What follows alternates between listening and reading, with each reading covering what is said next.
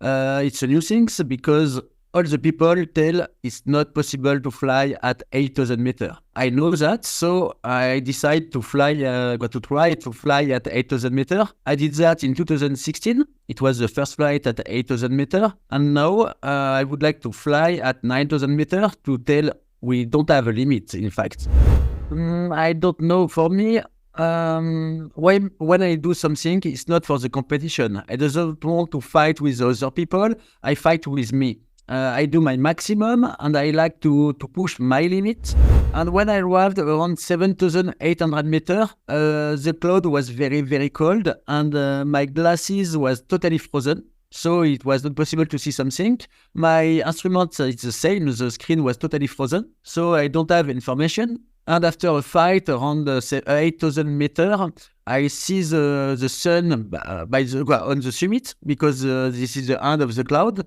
So I can manage to take one direction. I take the direction of the sun and I go straight.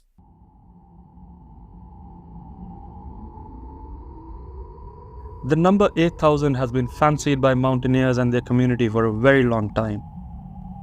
For it symbolizes willpower, strength, and the motivation behind pushing limits. An epitome of human endurance where mind wins over the body. But that kind of seemed relevant until this guy showed up and just started a whole new way of exploring these majestic giants. Coming from a climbing background, the allure of 8,000ers fascinated him just like any other climber.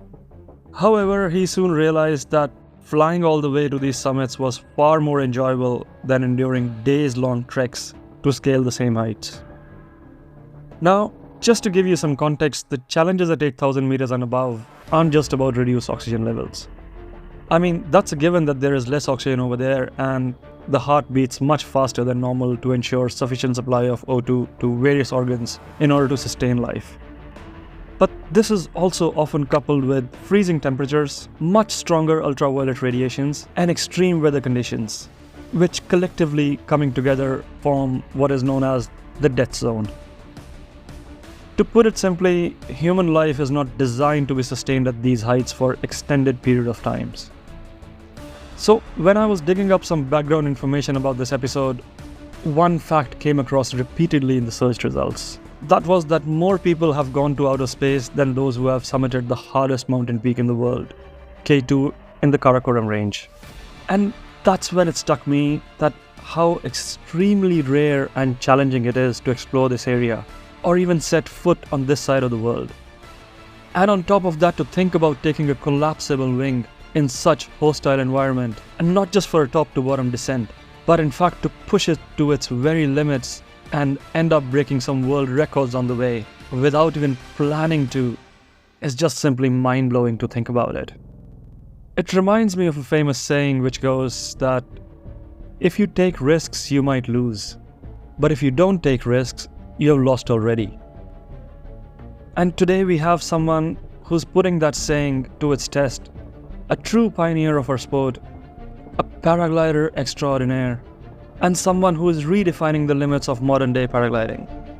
His journey isn't just a tale of reaching great heights, but in fact it's a testament to the human potential and the unwavering desire to explore the uncharted. So, without further ado, let's dive right into this conversation with a true legend of our sport, Antoine Girard, as he constantly seeks to touch the sky with glory, no matter which side of the globe he's on, for whenever he practices the art of flight in its purest form.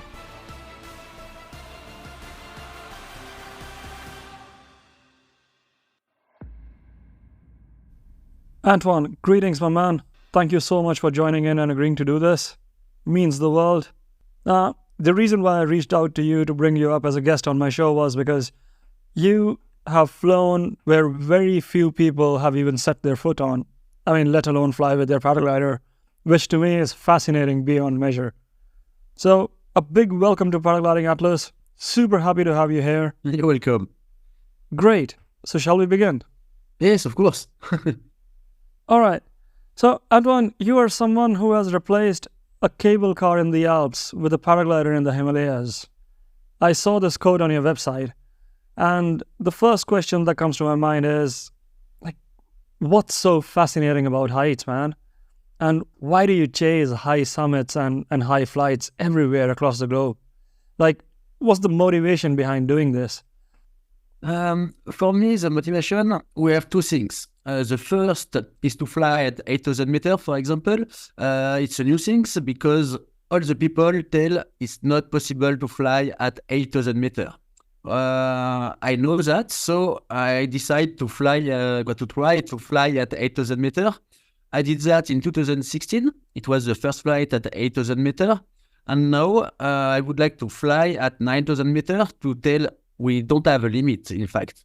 So I try to push the limit, and I hope to break the 9,000 meters, and I think it's possible. And the second things, I like to do some exploration, and to fly in very high altitude is one exploration, and also I know that before I was mountaineer, and I did a lot of summit like 8,000 meters, and to do a summit or 8,000 meters, we need 1 month. And me, I think with the paraglide, we can reduce the time at, for example, 1 day. If you have a good acclimatation, for example, I start from Karimabad, it's a small city. I take my paraglide, I take off. I did 40 kilometers to go, for example, on Spantik or on Jiran. I did that 2 times. I land on the mountain, at the middle of the mountain, like if you take a cable car in the Alps, we climb in the mountain, and at this point, I put my paraglide, I pack my paraglide, it stay in the snow, and me, I climb to the summit only with my crampon, with my axe, and I go to the summit, I come back at my paraglide, I take off again, and come back at the city. I do that in only 1 hour, 1 day. So it's possible to do 7,000 meters, for example, in 1 day. It's a new things, and like that we can do in 1 month, maybe 4, 5, 7,000. It's a new things, and I like to discover what is possible. And this is a combo because I mix paragliding and alpinism. But it's a second way. It's not the same one, but I like to discover what is possible to do. Wow. This is so inspiring to hear, Antoine. Like, you're telling me that you're going to push the limit up to 9,000. I mean, I've only been up to 5,000 in my personal career, and I thought that was high. But honestly, just hearing this come from someone who actually does what he says, first of all, can't wait for the day you actually do it. And secondly, I hope I can join you one day and follow your exploits to 8,000 and beyond. Just to backtrack a little here, I was on your website and I saw that you were in a rock climbing World Cup at the age of 19. Is that correct? Yes, it's correct. I did a lot of competition of climbing, but it's far away now. My last one was maybe 2004 or something like that. But I began by the rock climbing. After I did some mountaineering, and now I do a lot of paragliding. And now I mix paragliding and climbing together. I see. Well, just for the perspective of our listeners, so basically you were very active in a professional competition scene from by the time you were 19 years old. And I think when you were 25, you did your first 8,000 meter climb in Cho Oyu, if I'm not wrong. And by 27, you climbed K2 solo. Is that correct? And if yes, can you help our listeners get a little bit of a perspective? Like, how did this journey start in your life, and how did you basically start pushing limits before paragliding came into your life? Yes, at the beginning, I was a mountaineer, and I read a lot of books about the mountain, and I would like to discover also me, because I'm a mountaineer, so I would like to go on 8,000 meters. I was on Shoyu in 2004, but I don't stay long time on the mountain. I didn't do the summit, but just it's my first experience on 8,000 meters. I don't stay on the mountain because we have too much tourists, and it's not my way, because it's more for the tourists. It's not for me. So at the second time, okay, I'm ready to climb 8,000 meters. So I'm going on K2, and I tried K2 in 2006. It was an expedition in solo, and it's very, very difficult to climb K2 in solo. And at this moment, in 2006, it's not like now, because now you have 1,000 person on the mountain. But in 2006, we were maybe 40 on the mountain for all the routes. And I climb alone my way, and I fix, I think, close to 2,000 meters of fixed rope, and it's a big job. But we don't fix line like now everywhere. Just when it's very difficult, we fix a small part and we climb like that. Another time, I didn't do the summit.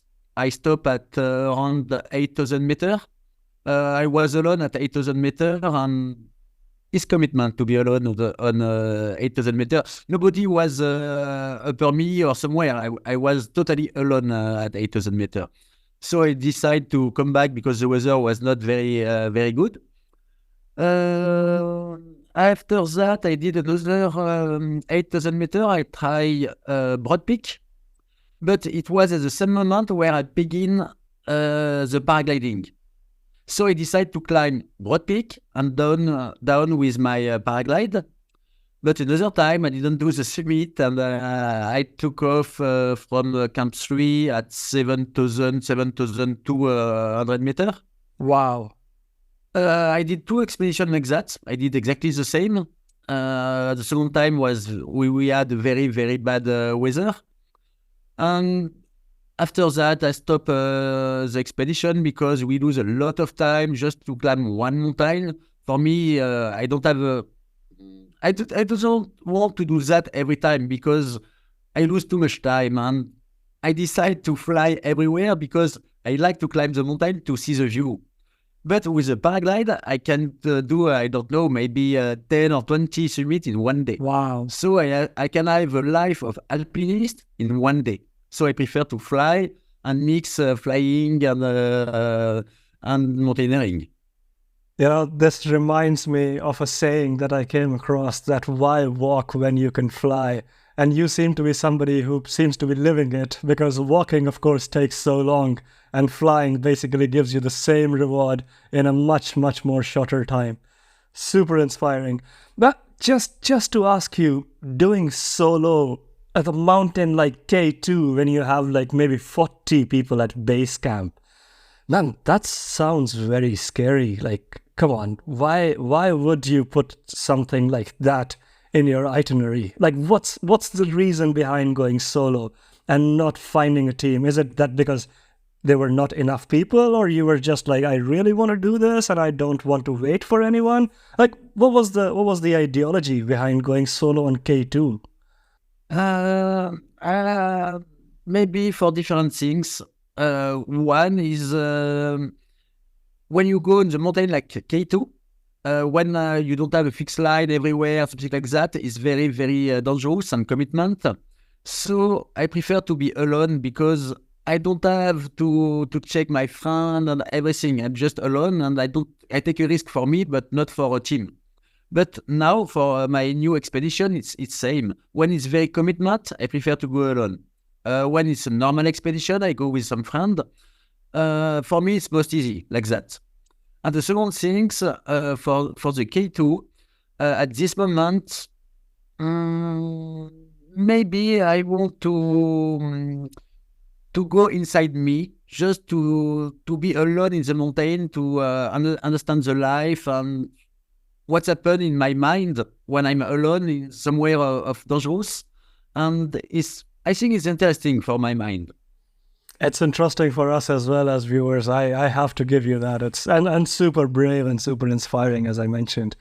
Anyways, coming to your flying career, I was reading on your website. You said you had your first hike and fly competition in 2011, and then by 2016 you had already set a world altitude record. So I understand that you were competing since you were 19 in World Cups in rock climbing, and you were a very proficient athlete in the beginning. But going from a first competition in flying, within a span of 5 years, you pushed the limit that nobody else had did. What was the drive behind it, man? How did you do this? Like, how did this guy come into a brand new sport and basically reach the top so quickly within 5 years? I don't know. For me, when I do something, it's not for the competition. I don't want to fight with other people. I fight with me. I do my maximum, and I like to push my limits. But when you have a good progress, you are better and better every day. So at one moment, you are maybe one of the best in the world. For my first competition in paragliding in 2011, I win this competition. It was a big competition. But at this moment, I don't know my level because it was my first time where I go with somebody. And my second competition was the Red Bull X Alps. It's a very big competition, maybe the most biggest in the world of paragliding. And I finish third at this competition. And at this moment, I understand, okay, I have a good level, but my goal is not to fight with the other people. My goal is to push my limits. So I begin to do some project like New Zealand. My first big project was in New Zealand. I crossed the New Zealand in 2015. And at this moment, I understand I love to do a lot of expedition and I go in the nature. And I decide to do that all the time. Of course, I did 3 other X Alps after that. But it was not my goal. The X Alps, it was more for my sponsor because to do some expedition, you need some sponsor. And the sponsor like to, when you do some competition and when you win some competition. So I did some a little bit of competition, but my goal was all the time the expedition in the mountain. That was so nice. And as you said that you wanted to explore nature, I was checking out your videos. It said you've been to 5,000 meters in Ethiopia. Where did that come from? Like Ethiopia and Norway are not usually, these places which offer super high flying. But you still managed to touch 5,000 meters in Ethiopia. And I mean, I understand Norway wasn't that successful because of the weather conditions. But still, how do you choose your locations when you chase or plan your expedition? Like what's the drive behind it? Is it just a pretty spot which looks really nice, or is it something more than that? Or is it like, okay, it has to be high, the cloud base has to be really tall, and it has to be really pretty, and so that it looks good in the video and also for yourself? Like how do you do that? I would like to explore all the world, but it's it's very big, so it's difficult. So every year I choose one big destination with a big project like Himalaya, like in Pakistan, like in South America, something like that. And the second one is more to explore something. So sometimes it's like Ethiopia, like Norway, like New Zealand, like some place like that. But I don't have the goal to break a new world record of altitude or something like that. When I did 2 times, I break 2 times the world record of altitude, 1 times world record of difference of gain altitude. But at each time, it was not a goal. It's just my first time I would like to fly over Broad Peak because I climbed 2 times Broad Peak, so I would like to fly over the Broad Peak. But if I fly over the Broad Peak, I break the world record. But it was not the goal. The goal was to fly over Broad Peak. It was the same for the gain of altitude because I crossed the Cordillera of Andes. And to cross the Andes, I take off very low at 1,000 meters, and I would like to fly. When I cross the Andes, I would like to fly over Aconcagua. It's close to 7,000 meters. So if I take off at 1,000 meters and I fly over 7,000 meters, for sure I will break the world record of gain of altitude. This is the difference between the lowest fly and the highest flight in one flight. But another time, the goal was not to break the record. The goal was to fly over Aconcagua. So, because the number is not a goal for me. the adventure is the goal.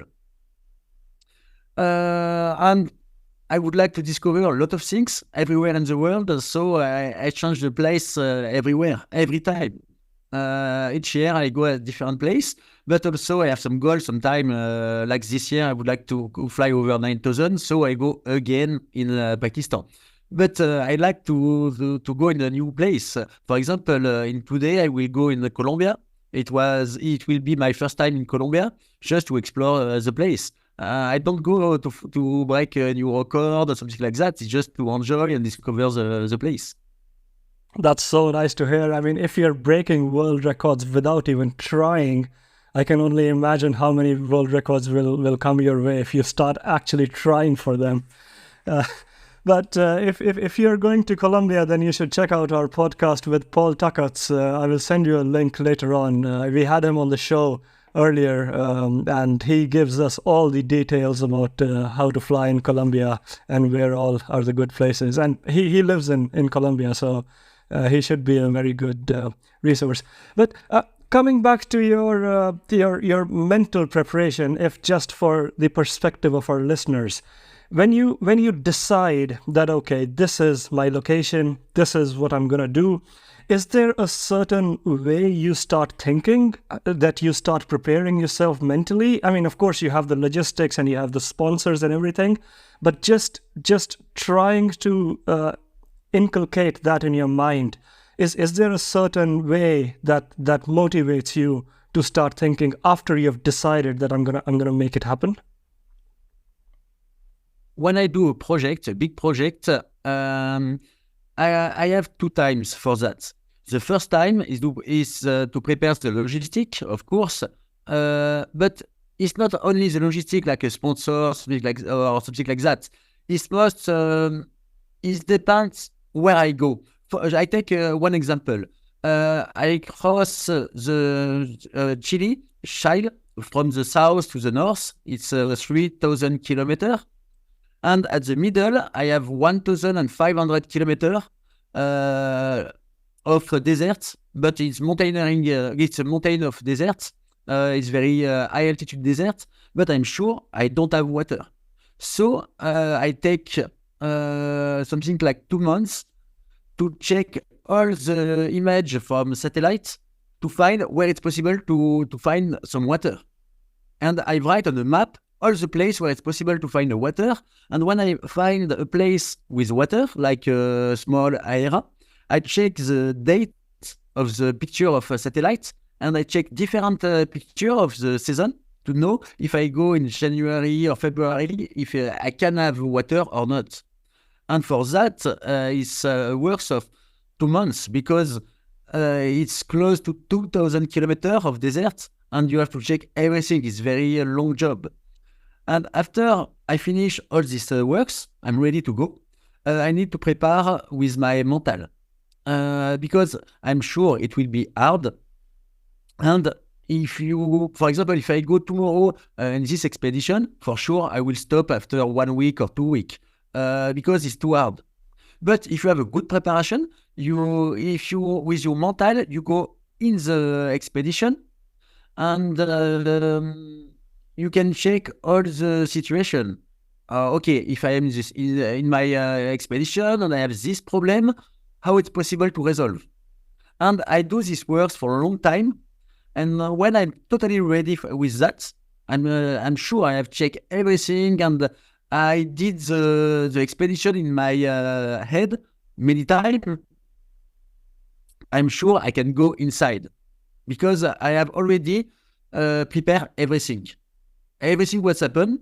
Okay, if I have this problem, I can do that. If I have this problem, I can do another things. And for me, it's very, very important to prepare something like that. Now, that's so nice to hear, because for us as audience, we only see the video that you put out on YouTube or Facebook later on, and it just looks so easy, man. You make it look so easy. But I can only imagine the amount of hard work and thinking that goes behind making all of these realizations in the project. This brings me to next question. So let's say you have done all your homework, you have chosen your location, you have everything prepared. Now, finally, when you reach a new place, and you're there now and you're there at the takeoff. What does acclimatization in your projects look like in paragliding terms? Like, how do you acclimatize specific to paragliding? Because I saw on your website you said that people who can join you on the 8,000 meters will have to acclimatize. So I just want to give our listeners a bit of a perspective that how do you acclimatize when you're going for a paragliding expedition? For the acclimatize, it's only for the high altitude expedition. For normal expedition, we don't need that. We have to be acclimatized when you fly over 5,000 meters. And to do that, it's simple. Just you have to go on the place or another place, and you will sleep at the beginning at something like 3,000 meters, and the next day at 3,005, and the next day you climb more and more. And you need just to spend time to have a good acclimatization, but you have go step by step. I see. What I was wondering is that once you start flying, let's say you go to Skardu and you go to Karimabad, as you said, or any of these locations in Peru that you were, do you start your expedition from day one itself, or do you go there and you fly around the area a little bit? You just check out how the topography is, how the conditions are. Like, how do you spend your first 2-3 days after reaching the place of action or the place of your project? Well, it depends of the place, because if I go, for example, in Peru, I cross the Peru from the north to the south. I was the first to do that, and I'm alone to do that at this moment. It's a new place, so nobody flew before at this place. So at the beginning, when you arrived, you have to check the weather for 2-3 days. You check in the morning, in the middle of the day, at the end of the day. You understand the wind, you understand the weather and everything. And when you are sure it's safe to fly, you can fly. But at the beginning, sometime I stayed 2 or 3, 4 days, and I do nothing. Just a small flight, and just to check how it works. And when I'm sure, I go inside. But when you arrive from your country, in a new country, normally you have to read because you travel a lot and everything. It's good to have a rest and just take time to check everything, and after you can go inside. Makes sense. I think now I would like to come about your 8,000 meter flights. So let's say once you start, reaching, is it Skardu where you land and eventually you take a trek to Karimabad? Is that how these flights happen in Pakistan? Normally, when we go in Pakistan, we go directly to Karimabad, because Karimabad is a small city, and we have easy takeoff at 20 minutes of walk. It's very, very easy.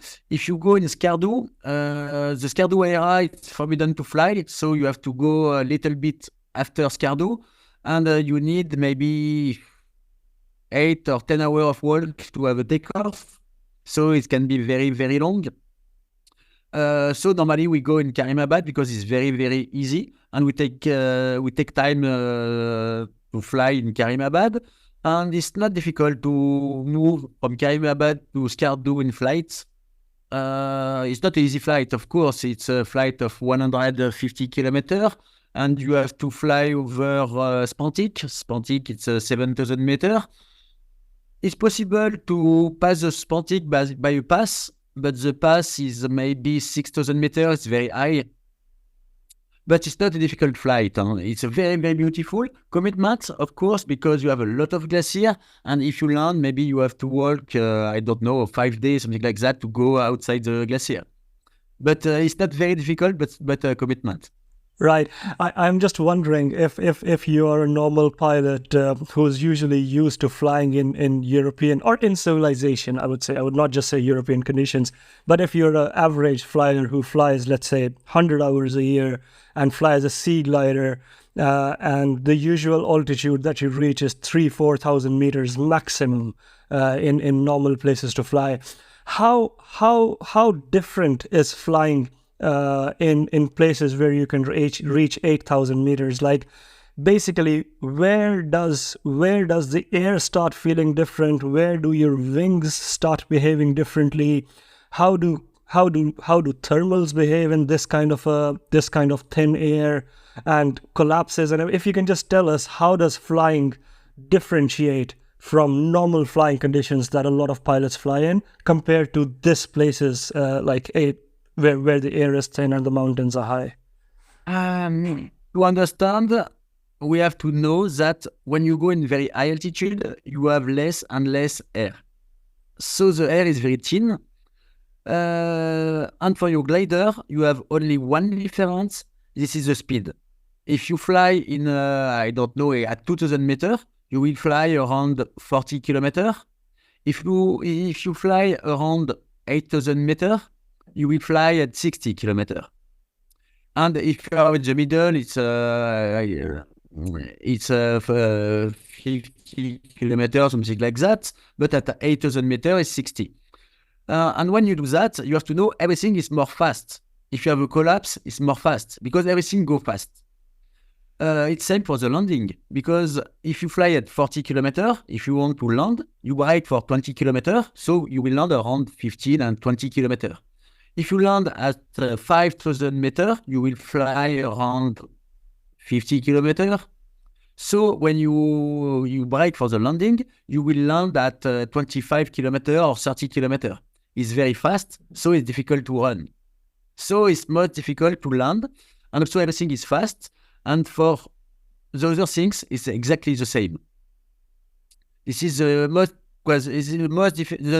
biggest difference is the speed.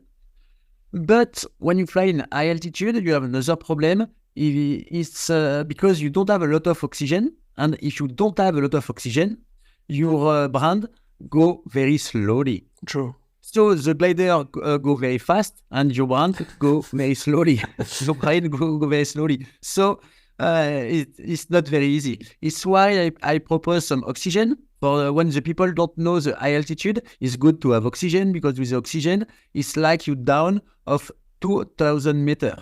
So if you fly at 6,000 meters, it's like to fly at 4,000 meters. So it's not difficult. It's better like that. I see. Antoine, I want to ask you this question about death zone. This word is used very common in mountaineering.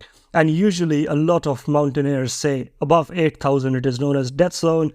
Life does not sustain there very well, and humans are not supposed to be there for long enough. But when you push the limit in a cockpit, like in a canopy like ours, which is unpressurized, you're open, is oxygen enough to keep you safe and alert in those altitudes, or can you only fly above 8,000 for very limited time because of the dangers that come with it, and it is just that 1 or 2 thermals, and after that you have to descend? Like, how does life look in death zone when you're flying a paraglider, basically? In first, when you fly at 8,000 meters, it's not possible to fly, for example, for me for tomorrow, because I need acclimatation. If you have a good acclimatation, it's like the mountaineer, you can go at 8,000 meters with no problem. And for the mountaineer, they can stay 3, 4, 5 days at 8,000 meters before to have some big problem. But with a paraglide, when you fly at 8,000 meters, it's maximum for 1 hour or 2 hours. It's like, well, if you compare with 4 days, it's like nothing. And another things, and when you fly, if you are bad or something like that, you can down in 5 minutes. True. When you are in the mountain, you need maybe 4, 5, 6 hours to down. And in mountain, you have to walk. It's a big effort. It's very, very hard. When you fly, you do nothing. You stay in your harness and just pilot with the brake. So you don't do a big effort. So you need less oxygen than to do sport. So it's not very difficult to go at 8,000 meters. Okay, that's very encouraging to hear. And I'm pretty sure if there are some mountaineers listening to this, they want to try paragliding as well, because it's easier and it gets you to 8,000 much quicker than what it takes on foot.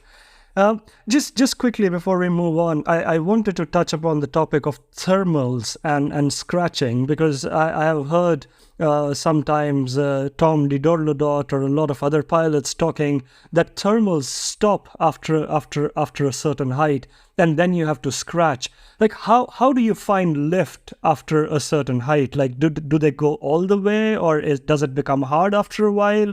Like I was seeing a video of yours from Broad Peak where you were at 7,600 meters without oxygen, if you can recall that one, and you were just drifting above, and it seemed pretty windy at that height. So how is basically lift, and how does wind behave after a certain height once yeah? Yes, like everywhere, the thermal are different. So sometime in Pakistan, you can climb at 6,000 meters. Sometimes it's 7, sometimes it's 8,000 meters with the thermal. My first flight, first flight in 2016, I'm going at 8,100 meters with one thermal. Wow. With different thermal, but only with thermal. And I had wind only after 8,100 meters. But my last world record at 8,400 meters, the thermal stopped at 7,600 meters. And after this altitude, I use only the wind to climb. But every day is different. So we don't know what is the limit of the thermal, what is the maximum altitude, something like that. Nobody knows. So for sure, when it's windy, you have a wave with the wind, and you can climb in this wave. The last time I flew at 8,400, but I was in a wave and I climbed at 4 or 5 meters per second every time. But I decided to stop because my goal was to fly at 8,400 to prepare my project. Okay, I'm at this altitude, so I go outside the wave. And I'm sure it was possible to fly, 8,006 and maybe 9,000 this day. But I was not ready, so I decided to stop. Man, that sounds so exciting just to hear. I'm getting goosebumps. Like wave, you mentioned wave flying, and I've usually heard there's some bit of turbulence that is included. How does glider control look like above a certain level? Because obviously, once you exit a thermal at certain level, there is a bit of a shear factor. So is there a lot of turbulence above a certain height, or is it calm air, or is it just as it is normal in flying? Like how does glider control differentiate from lower altitudes to higher ones? For the turbulence, it's similar in Europe, exactly the same. When you go outside the thermal, you can have some turbulence, but normally everywhere in the world, you have a lot of turbulence when you have wind and thermal, because the wind fight with the thermal and you have and create some turbulence. But in Pakistan, it's a little bit different because not all the mountain, but a lot of mountain are at 7 or 8,000 meters. So the wind is break by the mountain. So you don't have wind. Under 7,500 meters, something like that, you don't have wind. So you have only thermal. And when you have only some thermal and not wind, it's not turbulent. For me, we have more turbulence in Europe than in Pakistan, under 7,500 meters. Very interesting. And I think let's go to Peru for a little while, because I remember I read your Facebook post where you said after 7,800 it was absolute nightmare until you reached 8,000 meters and the cloud just sucked you in. Can you help us? Can you help our listeners know what basically happened, and how did the temperatures reach minus 35? Like that seems scary. Like can equipment failure happen and when it is so cold? Like minus 35 means everything is just freezing. Like can the paraglider even handle that kind of temperatures at that height? Yes, in the Peru, it was not a goal to fly at 8,000 meters, but we were on a plateau at 5,000 meters, something like that. And when we flew, at this moment, we have a very, very strong wind from the forest who come from Brasilia to Peru. And in other way, we have a very strong wind from the plateau of Peru to go to the forest. And we have in one, what is the name? Convergence. Convergence. It's a convergence, no? Yeah. Yes, we have a big convergence with these two wind, and I managed to climb in this convergence, and I fly safely until 7,000 meters, maybe 7,300 meters, something like that. It was cool and very fun, but in maybe 10 seconds, the thermal, well, not the thermal, the convergence was changed because we have a big cloud. We be created by the cold wind and the hot wind. And in 10 seconds, I lose the view. I go inside the cloud. And normally, when you go inside the cloud, you are all the time in the border of the cloud. So I climb a little bit like that on the border, but after 200 or 300 meters on the border of the cloud, I go inside because sometimes you go a little bit inside because it moves very, very fast, so it's difficult to control. But when you go inside, you turn back and you go outside. Just you need 10 seconds. But at this moment, I have a very big collapse when I go inside. I open my glider again and I lose the direction. I don't know if I have to go in this direction or another one. And the air was very, very turbulent. So I have a lot of collapse every time. But I have a lot of collapse, and it was not possible to have the one way because I go for 10 meters in this direction, I have a new collapse, and I turn on right, for example, I go on right. It was not possible to have a direction because my instrument, well, not with my instrument. I would like to check my instrument, but the turbulence was too strong. It was not possible to take one direction. And I don't have a direction with the view because I was in the cloud. So I don't have sun, I don't have the ground, I have nothing. And I have a lot of collapse. And with the collapse, I climb at maybe 6 or 7 meters per second. Wow. It was not a good moment. And when I arrived around 7,800 meters, the cloud was very, very cold, and my glasses was totally frozen. So it was not possible to see something. My instrument is the same. The screen was totally frozen. So I don't have information. And after a fight around 8,000 meters, I see the sun on the summit because this is the end of the cloud. So I can manage to take one direction. I take the direction of the sun and I go straight. Not in the good direction, but I go outside the cloud. And the temperature was at minus 35 degrees. And at this moment, I was not ready to go at 8,000 meters. So I don't have the clothes for that. I have a small glove and I have nothing for that. So I was totally scary. I was afraid and totally frozen. My hand doesn't work. And no, for me, it was not a good moment. No, I can imagine. I'm so glad that you managed to come out safely. But just, I cannot help but imagine when the glider's collapsing again and again, is it basically collapsing and still getting sucked by the cloud? Is that what you're telling me, that 6-7 meters it is going up even when it's collapsing? So the suck in the cloud is so damn high and the temperature is falling and everything is happening.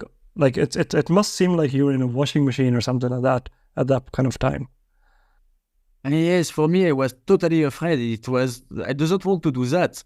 I did a small mistake. I go inside, and now I have to assume I have to do something, but I don't know what. For me, I was thinking maybe I'm dead because I can do nothing. I'm like a paper in a storm. Yeah, I can imagine. No, for me, it was a very, very bad moment. Maybe the most bad for a while. No, well, let's hope that never happens. But just talking about equipment at minus 35, Antoine, do you have any idea if gliders or the paragliders, because they're just made out of cloth and thin lines, are they even designed to handle weather conditions like this? Is there a chance that that lines could just freeze and break off or something like that? Because I think deploying a reserve in such difficult conditions is pretty much difficult, because obviously a reserve is just going to get sucked in as well and get thrown around here and there. So is our aircraft, the paraglider, is it even designed to go in such extreme conditions? Do you have any idea about that? Yes, for the materials, I speak at the beginning in 2000, before 2016, I speak a lot with the manufacturer. Not with the manufacturer, most with people who create the line, the people who create the tissue. I speak with them, and I ask if I go at minus 20 or more and everything, what's happened? And they tell me for the material, it's exactly the same. We have no difference. It can be different if you go at, I don't know, maybe minus 200, something like that. But at the normal temperature, minus 50, we don't have a problem. So I'm sure it's not a problem.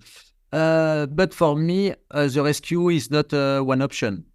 Because you tell that we are in like a storm or with a very, very big thermal, and with a parachute, maybe you climb more and it's very dangerous, and you can't choose your direction.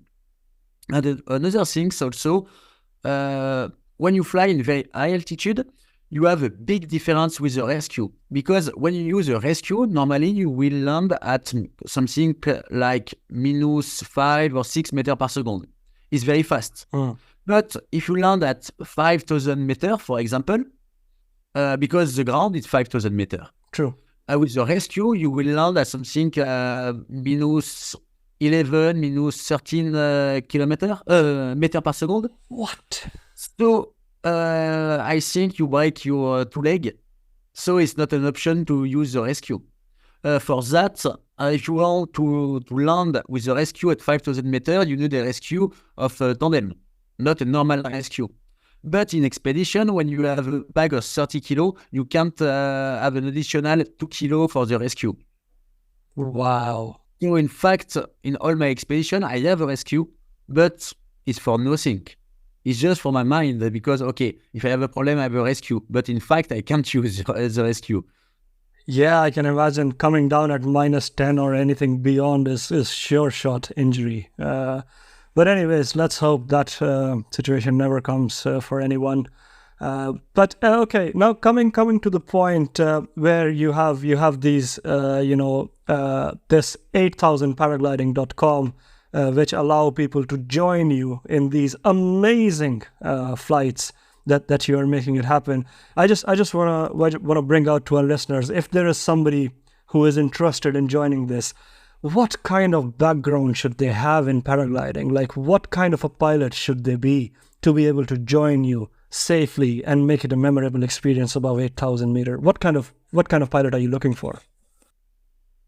For me, I ask the people to fly often 100 kilometers in the Alps, for example, not in the flatland. For the flatland, it's more like 200 kilometers, because if you fly often 100 kilometers in the Alps, you will cross all the conditions that you can find in Pakistan.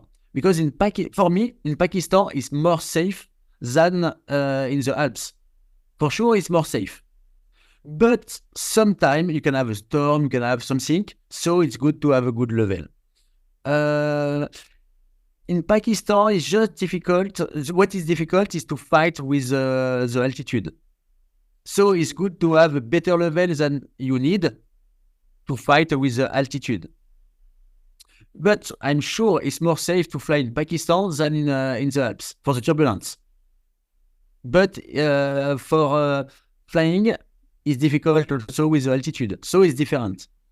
I see. But anybody who usually is able to navigate 100 kilometers in Alps is kind of ready to take on the conditions in Pakistan and also chase the glory above 8,000 with you so far. Yes, it's possible. But it's all the time the same. This is the level to enter in the expedition.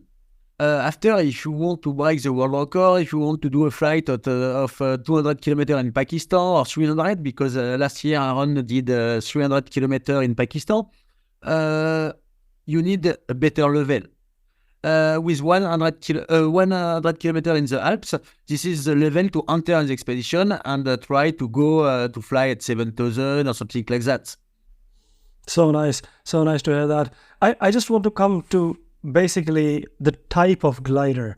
These days we see a lot of two-liners coming on the market, and a lot of them are like, they're very collapse resistant, they don't collapse that easily, and they are much more efficient than three-liners. Is there a difference between how a two-liner and three-liner behaves in certain in these expeditions, and is there any preferred recommendation that you should have a three-liner or a two-liner to be on a safer side or on a more easier side? Let me put it across that way. Yes, for me, in fact, we have three kind of glider. You have the glider with three-liner, with three line, the glider with two line, but in the two line, you have two different kind of glider. You have the glider like the Zeno or Enzo, is very high level, and the glider like Zeolite, it's another level. It's the intermediate. And it's very different. A lot of people who flow a lot with the Zeolite take, for example, Zeno, and after 2 weeks they stop because it's too hard. You have a big difference between a Zeolite and a Zeno. But you don't have a big difference between a three-liner and a Zeolite, for example. Okay. So we have to understand, we have three kind of glider. But in all case, when you go in Pakistan, for example, you need to have a easy level. For me, I fly all the time with a Zeno in France or in the Alps or somewhere. But when I go in Pakistan, I take a Zeolite because it's most easy and you can do everything. If you have a big collapse, it's easy to open and everything. So if you down of one level, it's better to down from one level to go in Pakistan or somewhere in the world for a new place. Okay, but at the same time, at the same time, it is possible to fly two-liners if you're already very experienced in flying two-liners in your life and at that location. Yes, I think it's possible. For me, I do all my expedition with the Zeolite. But sometimes it's not the goal for the next year, but maybe in 2 years or 3 years, I will go in Pakistan to break a distance record. And in this case, I will take Zeno. But to break an altitude record or to go in the mountain, do some combo and everything, I prefer to have an easy glider. So I take something like a Zeolite. I'm sure if Aaron is listening to this, he's already planning his next expedition when you say that you're planning to break distance record in Pakistan. Because I think currently Aaron is the one who's holding the distance record, is it? Yes. Wow, this should be exciting. I'm very excited to see what paragliding has in store for us as mere audiences. Right, now I think we are reaching the last part of the show, so I quickly want to read a couple of things. You have mesmerized audiences with all the visuals that you send across.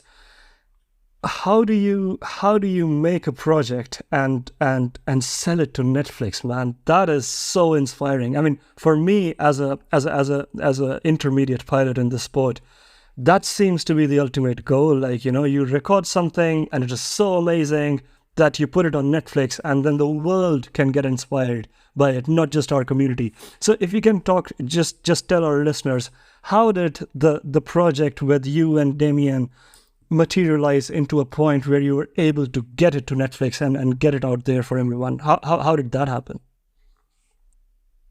Yes, but in fact, we speak about the movie Lost in Karakorum.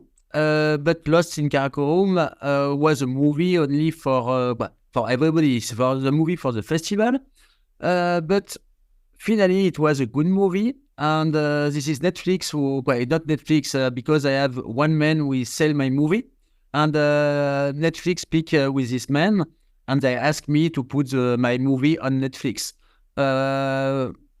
When you do a movie, you have two options. You go in expedition to do a movie. Or other things is what I do. I go in expedition and after I check if I can do a movie or not. Because a lot of people go in expedition only to do a movie. It's a different approach. And it's why also my movie are not with very good image, with a good camera, because I'm alone. When I go in expedition, I have my GoPro, I have my solar panel, and everything, but I'm alone. I'm not with a team, with a car or with a helicopter or something like that to do some image. I have only the image of me and my friend. Because the goal, first, is to do the expedition, is not to do a movie. So just focus on making the magic happen and everything else just falls into place, I think. Is that what you're saying? Yes, it's exactly that. For me, the image is not important. I like to take some image to show at everybody what I do, but the goal is to do my expedition, to do my goal, to cross a lot of cases. It's to cross one country, and I'm on my goal to cross the country. So I go, and if I can do some image, I do some image. So nice! It's so inspiring to see your images. Anyways, now I think we are reaching the last part of the show, and I remember checking out your website. You're supporting this charity called Alice Purix Association, which means that if you have any old wings or any harnesses that you don't need, that can help build the community that you're building in Pakistan. Would you like to talk a little bit about that, just so that our listeners, if they're in a position, they can go ahead and support that cause of yours? Yes, when I was in Pakistan for flying in 2016 for the first time for flying, I cross a lot of people and they dream about flying because they show me to fly in the sky and everything. But for me, I can't help them because they need to learn, they need to do everything. It's expensive and it's too difficult. But I come back years after years because I'm going 7 times in Pakistan. And at the last time, in 2000, the last summer of 2022, when I was in Pakistan, I discovered they have 16 pilots in Karimabad, in one small village. And they begin to learn with very, very old paraglide. And for example, a lot of line are like not a line of paragliding. It's like just a rope or something like that because they break a line. And just they have some training on the ground. And I think they have 3 pilots who fly sometime in the sky. But all others don't fly. Do some grounding at the ground to understand and learn. And I understand me that now they want to learn to fly, and it's not possible to stop that. Because me, I'm a little bit afraid that they have an accident or something like that. But now they begin to learn, they find some materials, so we decide to help all the pilots. And the last summer, we teach at all the team a lot of time because we do Earth expedition, but we have a lot of days where the weather is not clear or it's windy or we have something.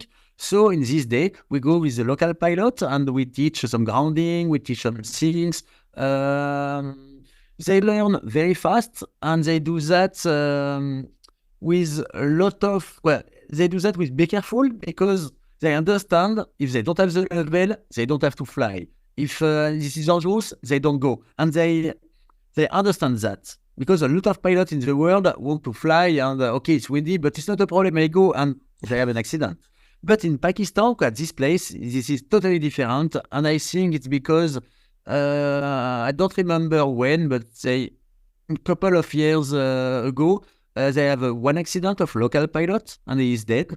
Oh my God. So it's bad, but they understand we can do everything with a paraglide. We need to learn and go step by step.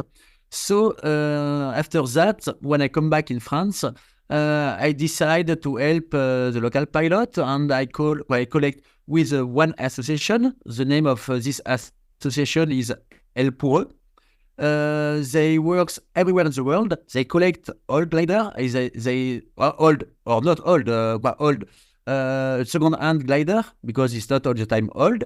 They check the glider, and if it's good, they send at some poor people in the world. They send some glider everywhere in the world. And with this association, I decided to call them, and we speak together. And we managed to collect 20 glider to send in at this place. But it's only old glider because at the first step is to have some grounding glider to learn just the grounding. And I hope for the next year to find some second-hand glider where with this glider it's possible to fly. And when they have the level, they can go at the second step and begin to fly alone. But for that, I need to go for the next summer to teach a lot. And if I works well, or if the weather is bad, because if the weather is good, I will be in the sky. Yeah. If we find the time, I can teach with my friend. And it's not only me, of course. And they will learn. I hope in 1 year or 2 years, it's 15 pilots will fly in the sky, the local pilots. We don't want to help only one time. The goal is to help every year. We do that. I begin to do that, and I hope it will work. For the moment, we collect 20 glider, and they will the glider will send in 10 days normally. So they will arrive in February because we send by boat. It's a long way, and I hope I can teach in May when I go in Pakistan. Now, that's so nice to hear that you're putting something back in the community and making such a big difference, because the art of flight fascinates us regardless of where you're born, And I'm just wondering if somebody who's listening to this wants to donate an old glider that they have sitting in their garage or in their shed, where do they send this? And if you send us the link, maybe we'll also put it in the show notes for people to have a look at it later on. To collect the glider, it's not me. This is the association El Pour Eux. It's a French association. They can collect. Well, everybody can send a glider or give a glider everywhere in France, and we find the association. We send to the El Pour Eux. We can collect everywhere in France or close to the France, and the association do some checking with professional people.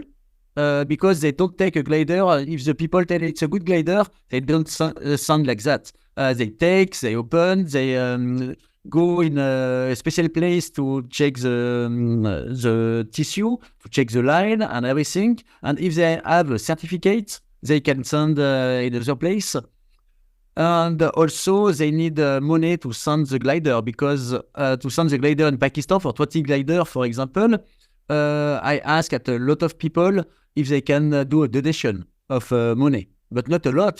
Sometimes it's 10 euro or 20 euro. Sometimes it's 100 or more, just to send the glider. To send the glider in Pakistan, for this 20 glider, we need 800 euro, for example.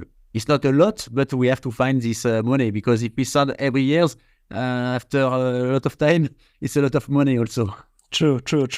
Well, I think with that, Antoine, we have told our listeners everything that you have been doing. And the only thing that comes to my mind is, what does 2024 have in store for you? And when is the 9,000 meter mark getting replaced or reached by you? When is that happening? And what's coming? I'm super excited to hear your reply on this. Normally for this year, I will go in Pakistan in May to do some combo with alpinist and paragliding. I would like to climb 7,000 meters. So I will land in the mountain and climb these 3 mountains. I would like also to do a lot of combo with ski. So this is a perfect place to do that, because you take off at 3,000 meters from the city with your ski in your back. You go in the mountain, you land at 5,000 or 6,000 meters. You use the ski to down. You ski a little bit, like 1,000 meters. You take off again, and in the evening, you stay in the hotel and you sleep in the hotel, and you do that another day.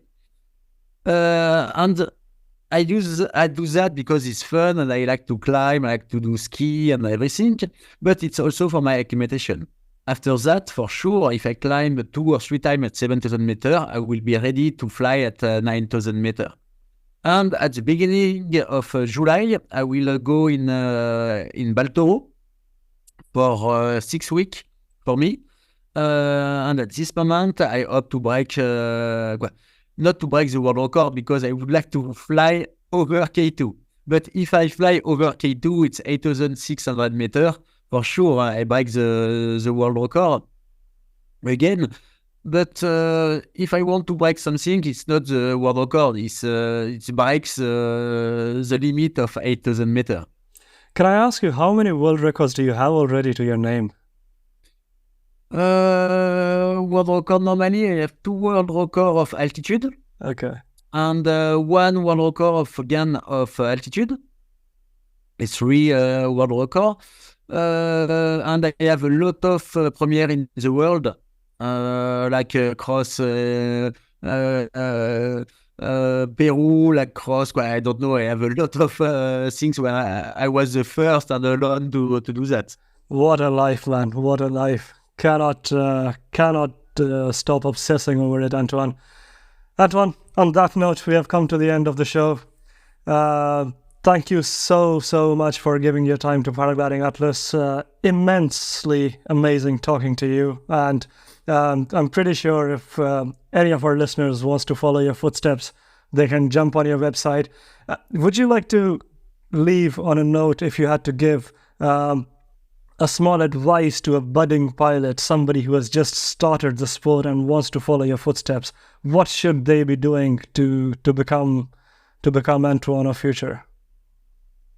For me, the most important is to have fun in all cases. You don't have to have a goal to break a world record, to break something, to be the first in the world to do something. No, the most important is to have fun. If you have a lot of fun, for sure you will do some big things. Sounds like a perfect suggestion, Antoine. You seem to truly have found your calling. But on that note, Antoine, thank you so much, as I said earlier, and keep rocking. You inspire us beyond measure, and we wish you all the success and cannot wait to see your future endeavors coming up. Thank you. Et avec plaisir.